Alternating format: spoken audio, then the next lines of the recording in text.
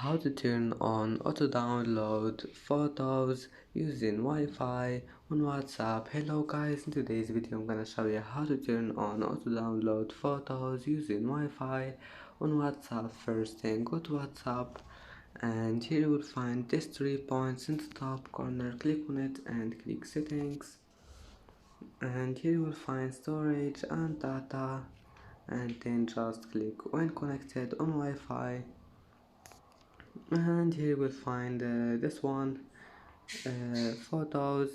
Just click on it and you can turn it on, and now click OK and go back. It will be saved. And that's it for today's video. If you like this video, don't forget like and subscribe, and thank you for watching this video until the end. And now see you in the next video.